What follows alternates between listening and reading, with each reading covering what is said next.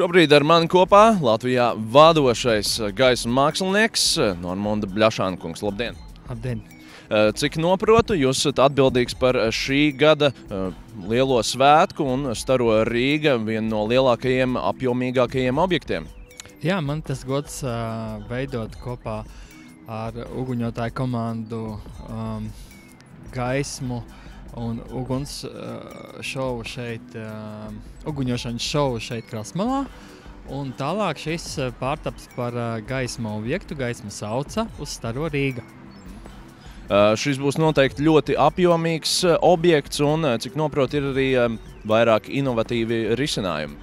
Jā, viens no tiem ir izmantotā tehnika. Tā ir nu pat nākusi tirgu un nav pirms tam redzēta, izmantota un arī apkārt ap mums kaimiņos nav sastopama. Tas pie mums ir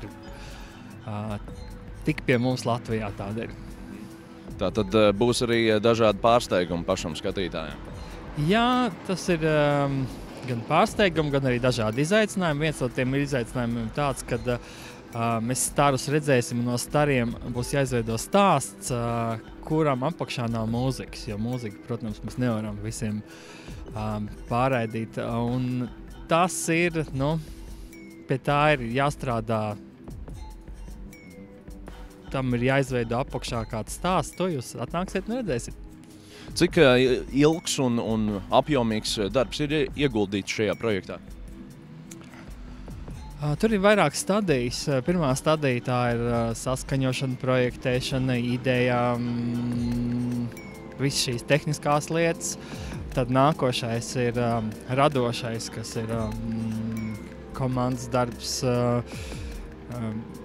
gan formas, laiki, dažādas iespējas, un tas ir tas otrais etaps, un trešais ir tehniskā realizācija.